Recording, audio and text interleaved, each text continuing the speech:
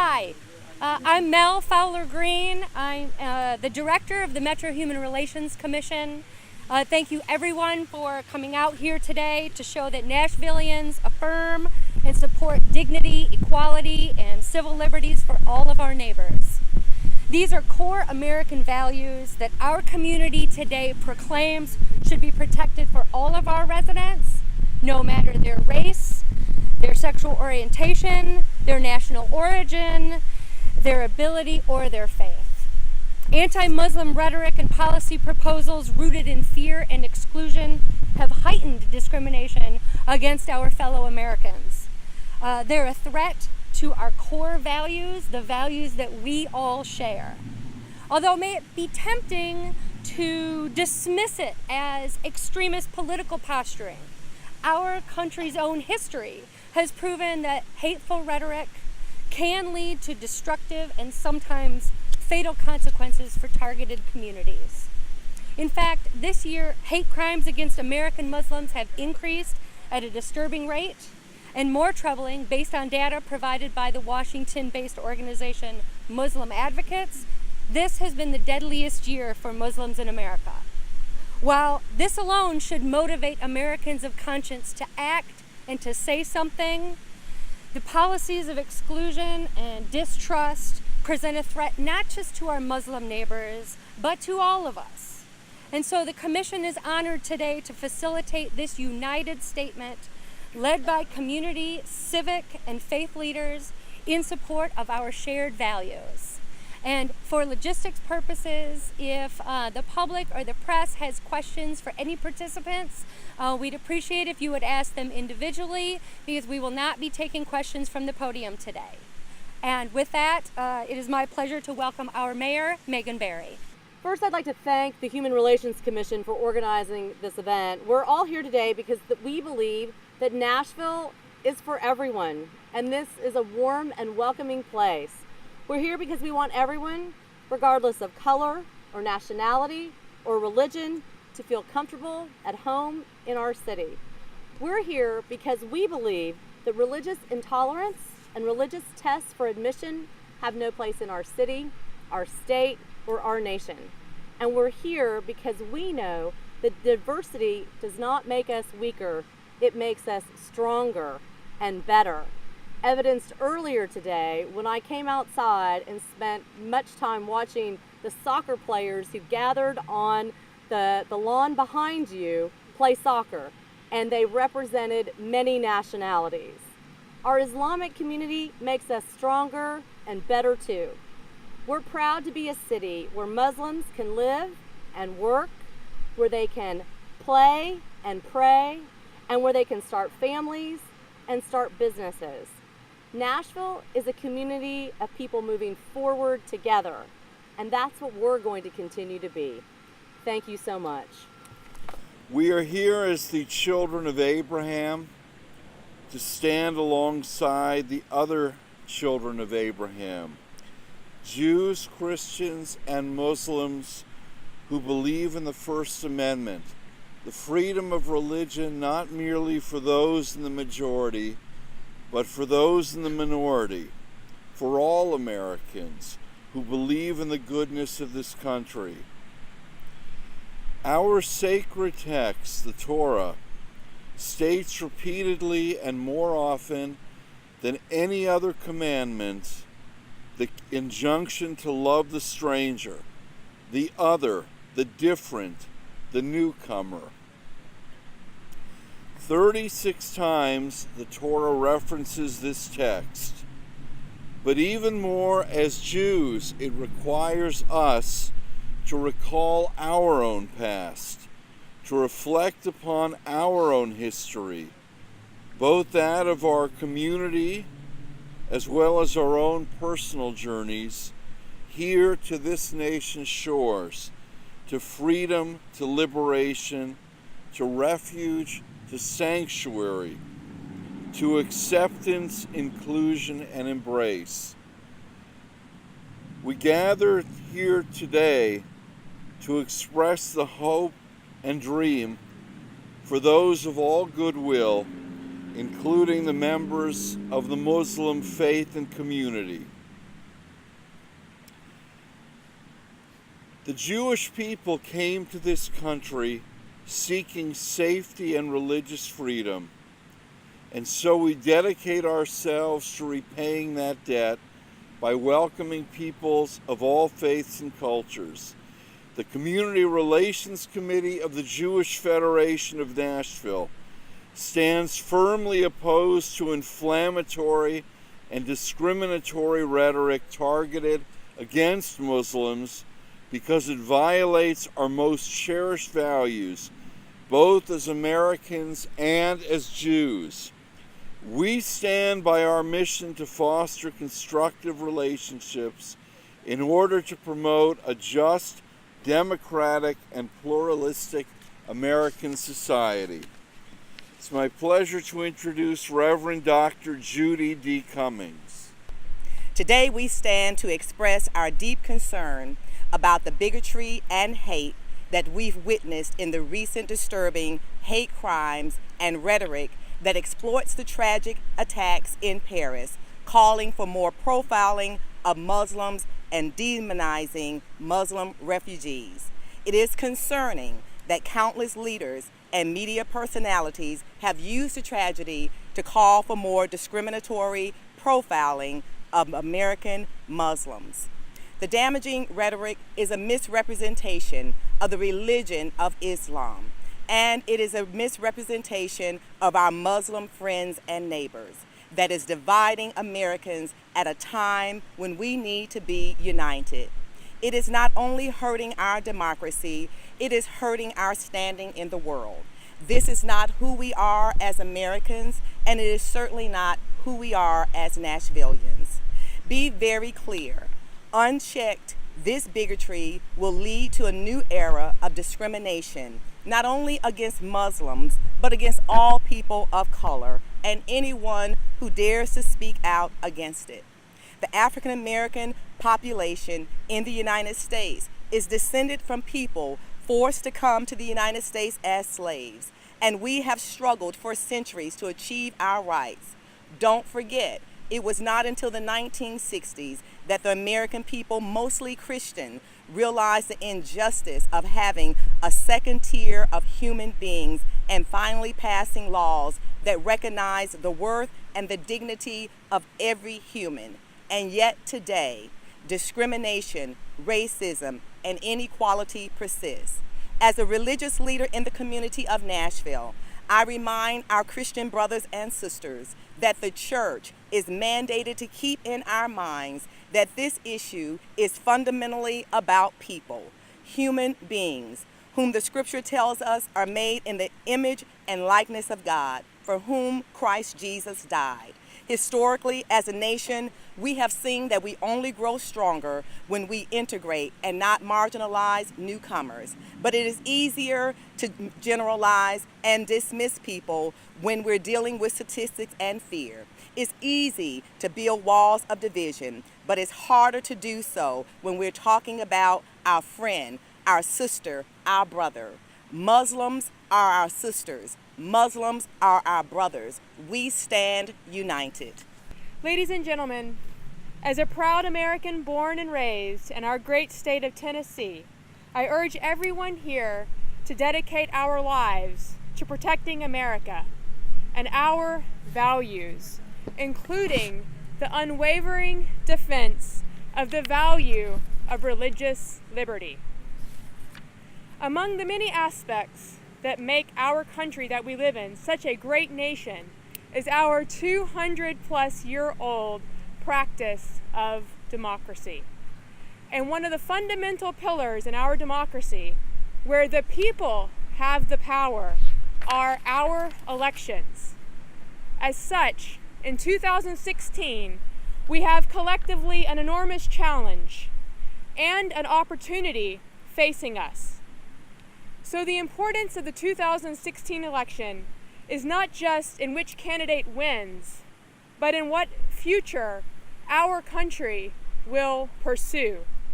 And our history shows that we excel when our focus is on the issues that bring us together rather than issues that tear us apart.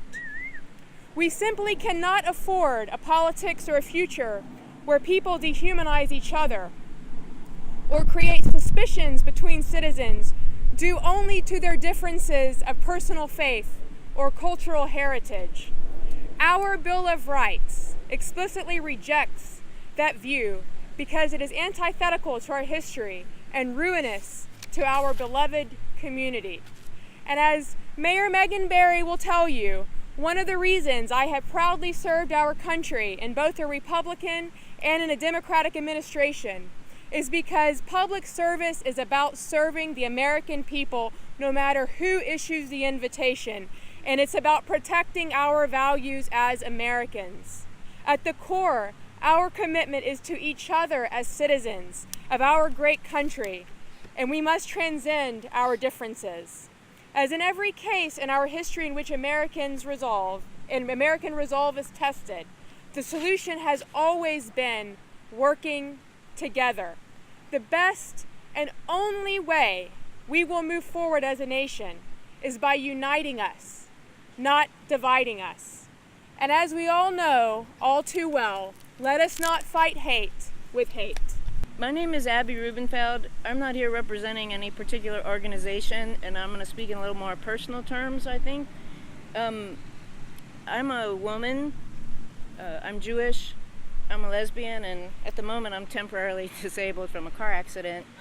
I grew up in the South in the 1960s.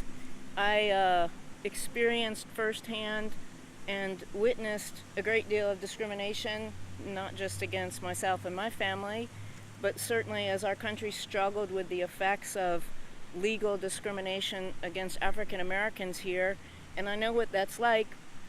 And I know that for me, getting through all that, a big part of getting through all that was knowing that we have such a wonderful constitution in this country, and we have such wonderful values in this country that are intended to appreciate and respect everyone. We live in a country where we have the Statue of Liberty welcoming people from all over the world. We live where we have Lady Justice guaranteeing equal treatment for everyone, which we witnessed just this very year, furthering that goal. And it is antithetical to all of that for us to now, for anyone in this country to now be suggesting that we discriminate against one particular religion or that we bar people from our shores. We are a country of immigrants. We are open to everyone, and it's just horrible. It's un-American. It's against our national security. It's just terrible that anyone would even say that, much less support it. And hopefully when we all come together like this, we can show that those are not the values that we share as Americans. And I want to also just add on a very personal note, my own personal experience with prejudice. When I grew up the generation right after World War II in a Jewish family where my parents were very, very, very, very prejudiced against Germans. We couldn't buy any German products, no Krupp's coffee maker, no Volkswagen, nothing German. And then 11 years ago this month, first I found a German Shepherd puppy, and then I found a German Shepherd spouse, a German spouse, not the Shepherd part. I found a German citizen who I fell in love with, and there you go. It just shows how stupid prejudices are. I ended up marrying her. Life goes on. We all learn that things like that are stupid, that we need to get over them, and that's what we need to do right now. We're being silly as a country, and we need to stop it. Thank you. Hello everyone, peace be on you. I'm Aisha Lubahala, a commissioner with the Metro Human Relations Commission and the chair of the Muslim Women's Council. On behalf of the Muslim community, I want to extend a heartfelt thank you to Mayor Barry and other community leaders standing here in support with their fellow Muslim Americans in denouncing this dangerous anti-Muslim climate. Heightened hatred and discrimination towards Muslims is running rampant in our country, especially in light of the Paris and San Bernardino attacks. Anti-Muslim vitriol has reached a fever pitch. At best, this demonizing rhetoric is reckless and dishonest. At worst, it is outright dangerous. I am fearful of the hate being stirred up within the American electorate. Intentionally fomenting hate against Muslims for political gain is shameful and unethical. History has witnessed the dehumanizing, scapegoating, and stirring up hatred for a particular group always ends badly. Unfortunately, in our recent history, our country has experienced fear and terrorism, whether it was the 1995 Oklahoma City bombing, the September 11 World Trade Center and Pentagon attacks, the 2015 South Carolina church massacre, or the recent Colorado Planned Parenthood and San Bernardino shootings. Our country is understandably fearful and concerned. However, it is important to understand that the current hate rhetoric and suggested government policies will not combat radicalization and extremism. The answer to radicalization and extremism is not inclusion. The true remedy is inclusion, acceptance, understanding, and unity. As leaders, we say, words have power, words matter, words have consequences. Last week alone within the United States, there were 19 documented hate crimes against Muslims, which included in Philadelphia, a pig head being thrown at a mosque. In South Dakota, a Muslim cafe was set afire. As leaders, we want to encourage civility in our public discourse instead of inflammatory rhetoric by individuals and political leaders. We want to rid our communities of hate and the fear of dividing our country by creating a civil, safe environment of tolerance and opportunity to start a conversation. We are not asking you to change your beliefs or stifle disagreement. Instead, we are asking that when we do disagree, we disagree in a civil, healthy manner. Dialogue makes a difference. Civility makes a difference. In the famous poem, Protest, Ellen Wheeler Wilcox eloquently said, "To sin by silence when we should protest makes cowards of men." Therefore, we want to make a call to action. We want to make a call to action to stand up with your Muslim neighbor, whomever is being discriminated against, ostracized, and victimized in our community.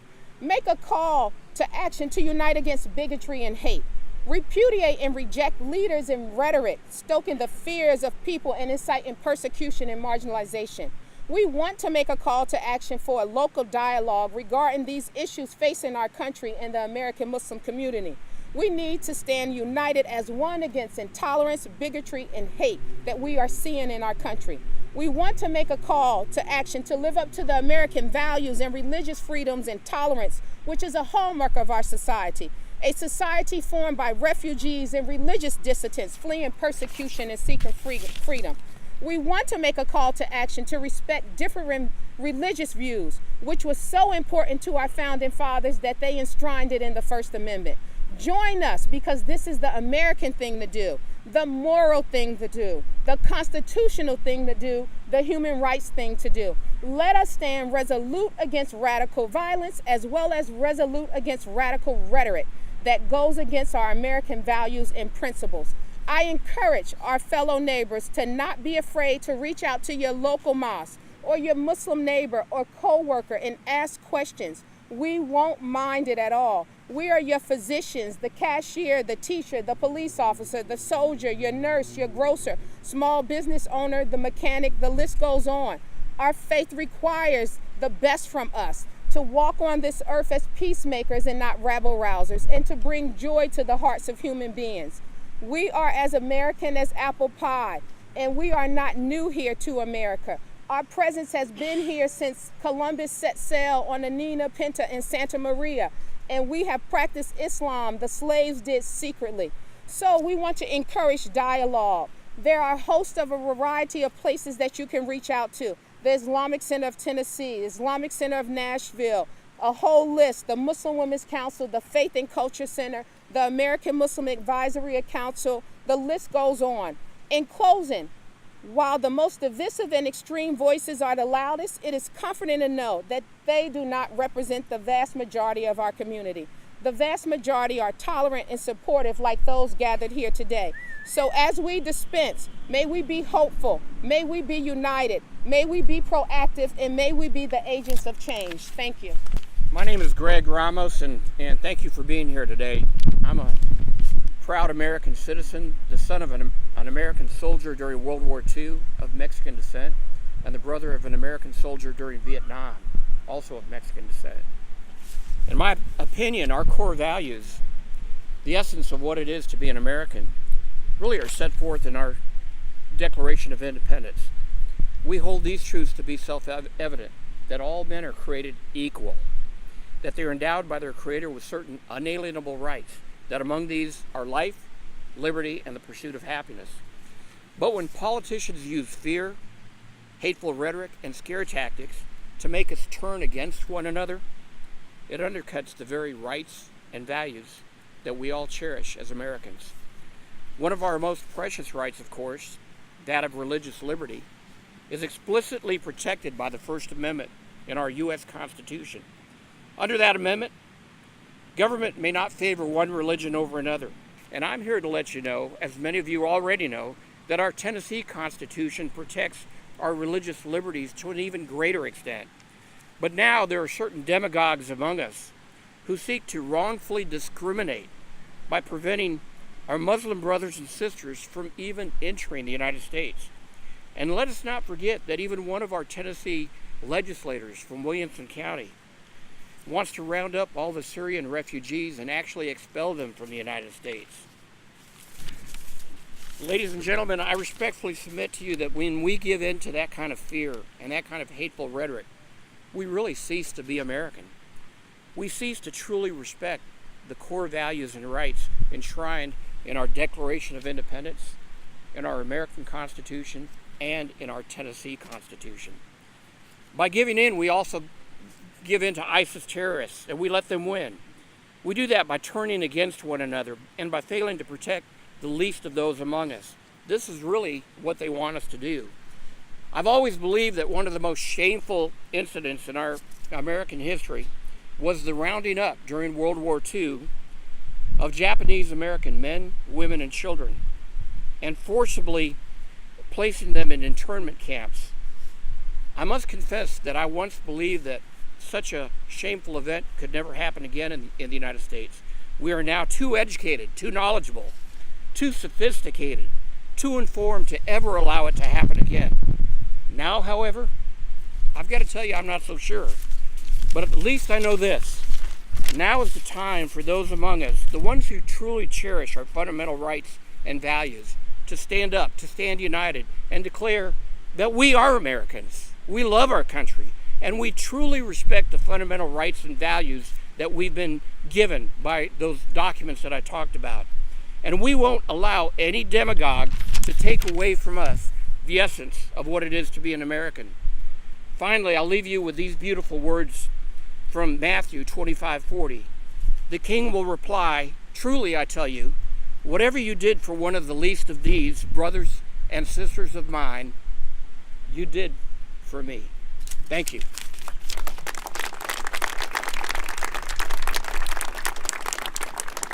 I know we're going to close, but I just want you all out there to take a look, because if you look behind me, this is Nashville. This is who we are, and we're better because we are diverse. Thank you.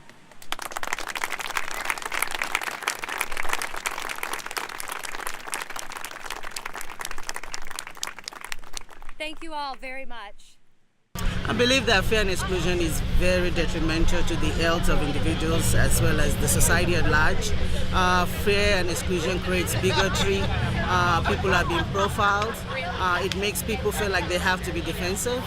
People think that they have to do something about it. And in some cases, you have other people that react the opposite direction, where they're paranoid and they become depressed. They don't want to show up their faces. They cannot do their businesses. So whichever action or whichever reaction people had to, it's paralyzing. It's demoralizing. It's never a good thing for the individual or the people around them or our community as a whole.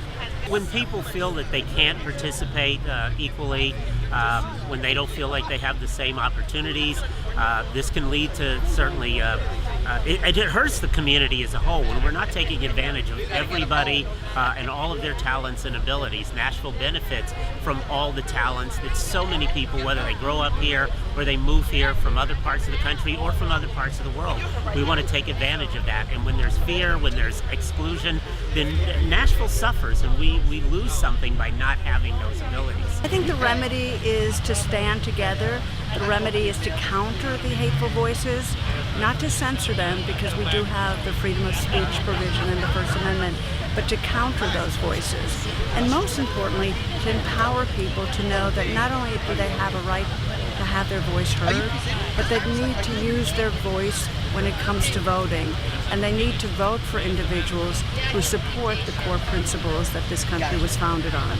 When you create an environment that promotes fear, when you create an environment that promotes exclusion, trying to keep people divided, you put a wedge in between people with differences. And we shouldn't be cultivating those wedges. We should be breaking down barriers and bringing communities together and making sure that trust and confidence is placed both in the government and in each other. And that's how we move forward. Some of the language we've heard from elected officials, talk to closing borders, asking people to leave that live here already. And what scares me is that we've witnessed that before. As a person of the Jewish faith, knowing that we had people knock at our doors asking us to give them safe haven, and during World War II seeing them turned away only to be murdered in concentration camps. We should not stomach that happening again. If people need to have refuge here, we ought not punish them a second time by sending them back to where they're being punished already. Racial and prejudicial hatred is really based on ignorance, and that's fueled by fear. So I'm here to speak against racial hatred, prejudicial violence, ignorance, and fear. And I want to affirm again our basic American values that guarantee liberties and equality for all people regardless of race, creed, sex, age, mental or physical impairments, or any other individual differences there may be among us. And I challenge everyone to express that same voice in making this a more peaceful world. People of all faiths, all community members need to be conscious about any seeds of hatred and bigotry that exist towards any group, any person, whether it's a minority group, whether it's Hispanics today, African American community, or whether it's against Muslims, you name it. If we don't stand up against these seeds of hatred and speak out against it, we're allowing these branches to grow. We're allowing these seeds to grow, and once these branches grow, it's going to be a lot tougher to stop it. Today was inspiring, and quite honestly, seeing people of different faith traditions, political, civic leaders, faith leaders come together to reassert our city's values was uplifting, and it was the perfect message for the climate we find ourselves today at the end of 2015.